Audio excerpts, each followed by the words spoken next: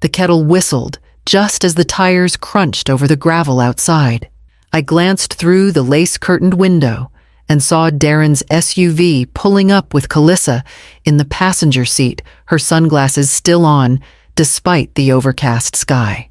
I hadn't expected them not today, but I poured hot water over the chamomile leaves anyway. Sometimes calm had to be brewed ahead of time. They walked in like they owned the rhythm of the room. Calissa offered her usual airy hug and placed a sleek thermos on the table. "Ashwagandha oat milk cinnamon," she chirped. "All your favorites." Darren got straight to the point. "Mom, this isn't just a visit. It's an opportunity. For all of us." He opened his tablet and launched a slideshow glow-themed cabins, yoga decks, influencer testimonials. Glow Nest has potential, but we need capital fast. $200K would expand the spa wing and lock in our top-tier rating. You'd be an official investor. I sipped the tea slowly. It tasted like watered-down dirt with a hint of desperation. I nodded along, not interrupting. When the numbers finally appeared, I leaned forward. There was no fallback plan, no co-signers, no real documentation. "I appreciate you thinking of me," I said quietly, "but I can't support something that lacks financial grounding. I have to be careful, Darren." His jaw tightened just enough for me to notice. "Careful," he repeated. "I've worked too long to give anything blindly," I said. "Even to family." Calissa smoothed her hand across the table. "We understand, of course. It's just a bit disappointing. But understood." They stood. Darren gave me a short nod. Calissa leaned forward as if to gather the mugs, but paused. Her fingers brushed the rim of my cup, empty, still warm. She stared at it for a beat too long. "Strong tea today," she said softly, then smiled and turned to follow Darren out the door. They left before the pot cooled. I didn't move for a long time, just stared at the spot where her hand had hovered. The next morning, Calissa called to invite me to brunch at their lake house. Said she had something special just for me. The lake shimmered with a false calm that morning. I arrived at their A-frame late, intentionally. The smell of incense and grapefruit oil drifted from the open windows as Calissa greeted me in a linen robe arms wide, like we were the best of friends. She handed me a warm mug before I could even remove my shoes. "Cinnamon oat milk, half a pump of maple," she said sweetly. "Just the way you like it." I smiled, accepting it though. My fingers didn't wrap around the handle the way they usually would. The ceramic felt unusually clean, too clean. Darren called from inside, asking me to join them on the back deck. I followed, noting how carefully the mug tilted in Calissa's hands as she brought out another for her mother. We ate in quiet cheer under the August sun. They served lavender scones, fruit spears arranged like mandalas. Ivana chatted about coastal property prices, while Calissa nodded politely. Darren barely looked at me. I lifted the mug to my lips, but didn't drink. Something about the scent halted me mid-motion. Cinnamon, yes, but beneath it, something sharp. A flat bitterness I couldn't name, but my body recoiled from. "Excuse me?" Calissa said suddenly, standing up and glancing at her screen. "Spa partner from Vancouver." She picked up her phone, still buzzing faintly, and walked around the side of the house, heels soft on the deck planks. I waited a beat, then leaned over. Ivana had set her mug down to reach for the honey. I swapped mine with hers, steady as ever. Ivana returned to sipping casually, not noticing a thing. I folded my hands and watched the lake. It happened 40 minutes later. Ivana stood to stretch, stepped toward the dock, and collapsed with a thud that echoed over water. Calissa screamed like it was rehearsed. Darren shouted, fumbling with his phone. I moved slowly, rose from my seat, and looked down at the mug in my hand, the one that should have been mine. I stayed quiet the whole ride to the hospital, watching the reflection of the trees ripple across the window. Inside the ER, while Darren paced and Calissa sobbed into her scarf, I asked the nurse a single question. What's the protocol for suspected poisoning? The hospital lights were too white, too clean. Ivana lay motionless behind a thin curtain, her breathing steady, now machines, clicking like slow metronomes. I sat in the corner while Calissa sobbed theatrically into her mother's shoulder bag, and Darren paced between vending machines. A young nurse eventually approached with a clipboard in hand. She whispered something to the attending physician, who glanced at me, then at Calissa. "There's a concern," he said gently. Her toxicology screen lit up for synthetic benzaldehyde. "It's rare, but it can be dangerous in high doses." Calissa's tears stopped mid-motion. "That has to be from the almond creamer," she blurted out. "We just opened it yesterday, but maybe it was expired. Or maybe Mom added something weird. She's always trying holistic stuff," Darren added. "She drinks tinctures and powders from farmers' markets. You never know what's in those things." I didn't respond, just watch the doctor nod, politely jot down his notes, and walk away. Later, while Calissa argued with a nurse over insurance codes, and Darren answered emails in the hallway, I stood by the window in the waiting area. My fingers tapped the glass absently. And there it was, in the reflection, their kitchen window, clear in my memory, a small black bulb mounted just beneath the eaves. Motion triggered. Standard for rentals. The next morning, I returned to the A-frame alone, holding one of Calissa's silk scarves in hand. I knocked, waited, then tried the door. Unlocked. "I think I left this yesterday." I called out loud enough for the walls, but quiet enough to pray. No one answered. I moved toward the kitchen to the back window. The little black camera blinked once as I reached up with steady hands. I pulled gently at the panel just enough to release the microSD card tucked inside. Then I placed a Post-it note over the empty port, exactly the color of their paint. They wouldn't notice. On my way out, I passed the table where the coffee had been served. There were no mugs left now. Only a vase of white lilies, fresh but scentless. By the time I got home, I already knew whose hands I trusted, with old tech and delicate evidence. I knocked twice on Halder's shed door, even though I could hear the radio playing inside. Something from the 60s. Something steady. He looked up from the guts of a wristwatch magnifiers, still perched over his glasses. Still keeping secrets. "Arvella?" he asked, grinning. "Only the useful kind," I replied, holding out the tiny memory card between two fingers. Within minutes, he had it slotted into an old card reader hooked up to his battered laptop. The screen flickered, then loaded the folders. I stayed quiet, letting his hands do what mine no longer trusted themselves to. We found the clip by the timestamp just before brunch, camera angled through the kitchen window. The grainy footage showed the counter, the mugs, and Calissa entering from the hallway with her phone pressed to her shoulder. She set a small glass vial on the cutting board and opened it carefully. Halder slowed the speed.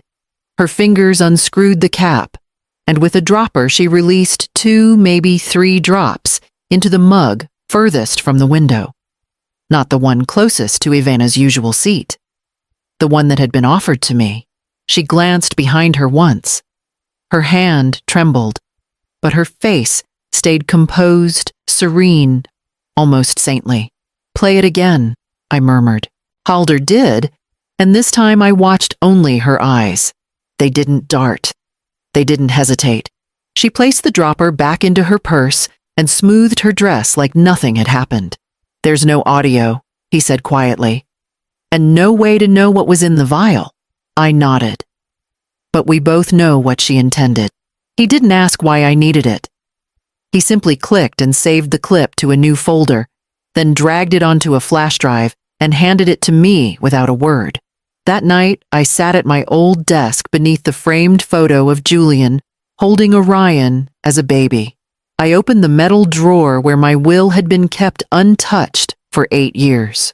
And for the first time since my husband died, I picked up the pen without shaking. I hadn't touched the filing cabinet in years.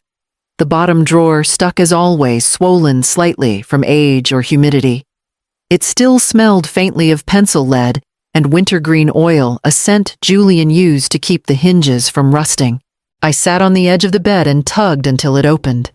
Inside were the lives we built: birth certificates, tax forms, Julian's Navy pension paperwork, and folded flat between 2 sheets of thick cardstock, my original will.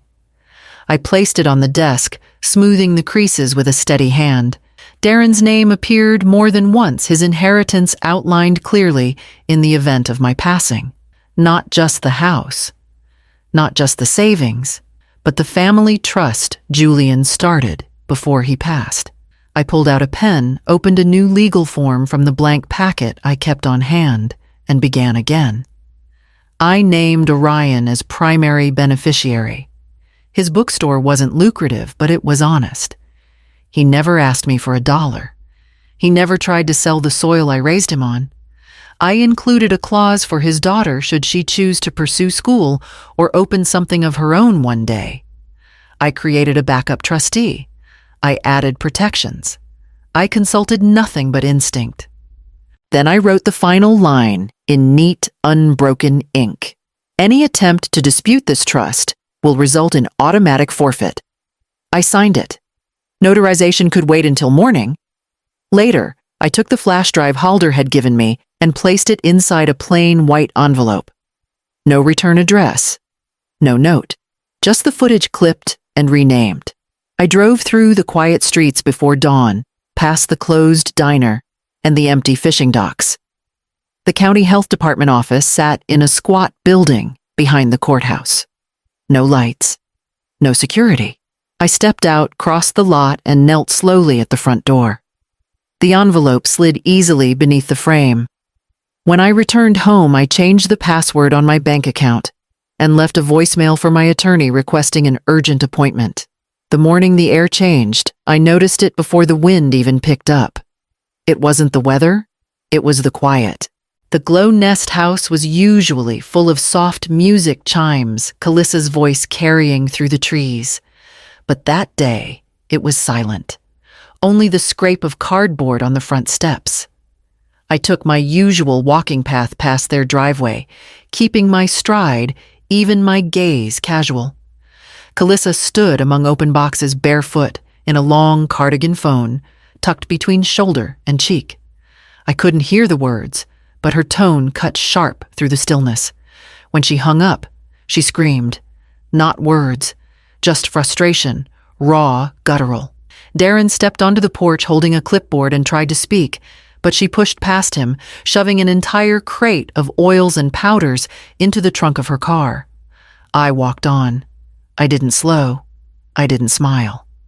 That evening, Orion called from Duluth. He'd seen a post online, a short article on the Loon Ridge neighborhood blog titled Wellness Retreat Under Review After Safety Complaint. It mentioned anonymous footage health board inquiries and concerns regarding personal beverage preparation in unregulated settings.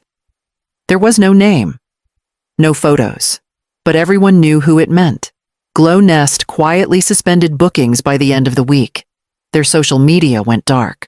Calissa deleted her stories, archived her morning rituals series. The carefully curated illusion unraveled thread by thread, and there wasn't even a scandal to scream about, just silence, gaps, absence.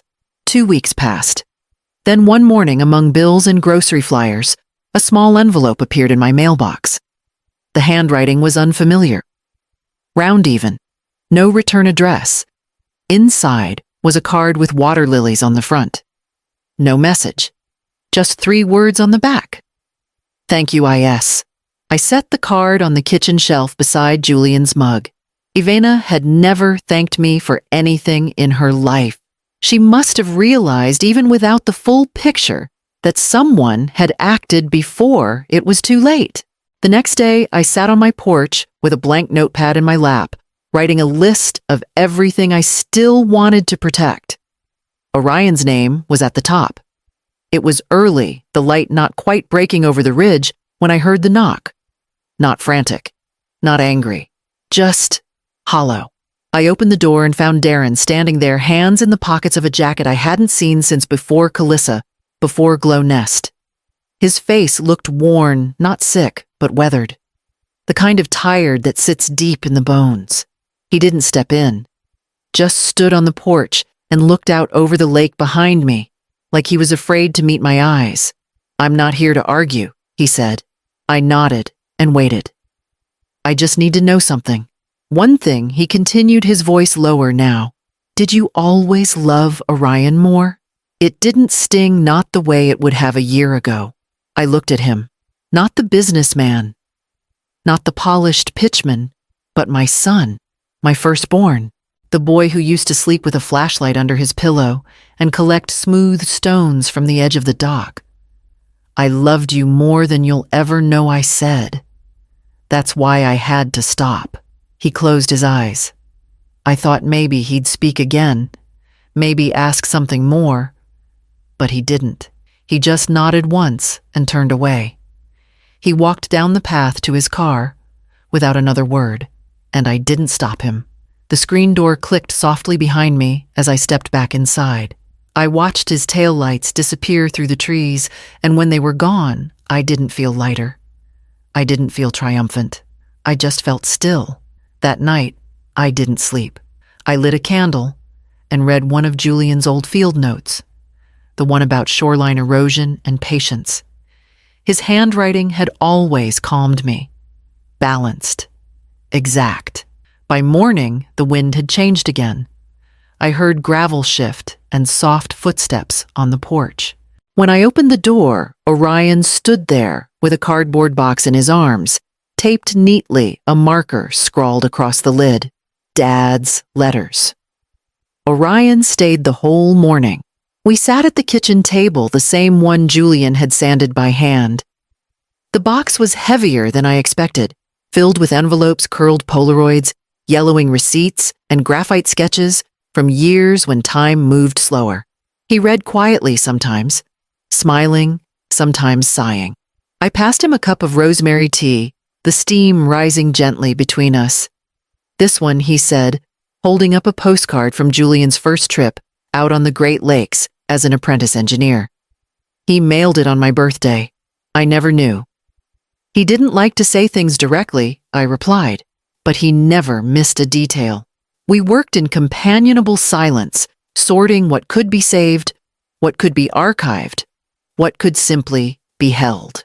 When I set aside an old wrench and a pair of Julian's marine journals, Orion looked at me.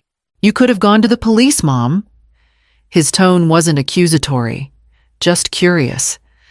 There was a gentleness in the way he said it, the same way he asked about my headaches when I used to come back from work late. "I know," I said. I placed my hands around my mug, but I wanted something quieter, something permanent. He nodded as if he understood more than I'd said. "There's something about watching them undo themselves," I added. "It takes longer, but it sticks." He reached across the table and gave my wrist a squeeze. Later that evening, after he'd gone back to Duluth and I was alone again, I opened my laptop for the first time in a while. There were emails, mostly newsletters and receipts, but one message stood out, no subject line, no signature. It read, "You don't know me, but I followed Glow Nest. I saw the fall. I know who you are. You're the reason I walked away from someone just like her. You gave me permission. Thank you." I stared at the words for a long time. Then I closed the lid, stood, and went to the garden to pick lavender for tomorrow's brew. The garden came back stronger than I expected. The chamomile had spread along the eastern fence line, and the lemon balm I once nearly gave up on now filled the corners with thick, fragrant leaves. I let the wild mint run free this year. There was something about letting things grow where they wanted that felt right. I brought the kettle out to the porch and poured 3 cups, mine Orion's, and one for my granddaughter Emery, who sat cross-legged beside her father, clutching a warm biscuit and telling me about a bird she saw near the woods. "She had red feathers on her head, Grandma," she said with wide eyes. "Like a crown. Then she must be a queen." I smiled. Orion looked at the jar on the shelf, the one I had relabeled months ago. "You still use that blend?" he asked. "Every week," I said. The name's still fitting. The label read, "Not bitterness. Clarity." He nodded, sipping slowly. I could see the peace in his shoulders, now something he never carried when he was younger, when Darren's shadow stretched longer. Emery leaned against him and hummed a tune I didn't recognize. After they left that afternoon, I sat alone on the steps watching the sun drop into the lake like it always did. Everything felt quiet, but never empty. I knew through whispers that Calissa now sold bracelets made of reclaimed wood and recycled beads under a different name. Her old accounts were gone. No videos, no tea blends, no wellness empire. Darren hadn't been seen in town since the winter after the shutdown. Someone said he moved west. Someone else said nothing at all. I hadn't heard from either of them, but I didn't need to. That night I opened the cedar box in my living room, pulled out Julian's favorite candle cedar and salt, and lit it beneath his photograph. His hand was wrapped around Orion's tiny palm in that picture, both of them looking at the same point beyond the frame. I sat beside them and whispered, "We made it." And I stayed there until the flame burned low. The morning light filtered through the window like honey through muslin, slow, golden, and soft. I moved quietly through the kitchen, the floorboards creaking in their familiar way beneath my heels. The kettle began to whistle, not sharply, but gently, as if it too had learned to rise without alarm. I opened the drawer beneath the counter, pulled out the blend I'd set aside the night before, and spooned it carefully into my favorite stoneware mug. The same one Calissa once handed me with a smile that didn't quite reach her eyes. I kept that mug not out of sentimentality, but as a reminder. Not everything poured for you must be swallowed. The tea bloomed as water met herb. Steam curled up in ribbons dancing through the sunlight. I watched it for a while, letting the warmth touch my hands. No cameras. No curated posts. No flattery laced with intention. Just the garden outside humming with bees. The porch chair I repaired myself. The soil I chose to keep. I sat down at the table, set the mug in front of me, and let it steep. They wanted me small, quiet, out of the way. They wanted my name on a check, but not on the deed. My presence tolerated, but not rooted. But I had stayed. Long enough to see them unravel. Long enough to choose something else. Long enough to plant what would last. I took a slow sip, not because I needed the warmth, but because I had earned the stillness that came with it. Not clarity from bitterness, but peace from truth. Outside, the wind brushed through the poplar trees like a soft broom. Somewhere down the road, a child laughed. I smiled, not because it was over, but because it had finally become mine again. They wanted me gone. I whispered into the steam. But I stayed long enough to watch them leave, and then I lifted the mug to my lips, closed my eyes, and drank the truth I had steeped with my own hands.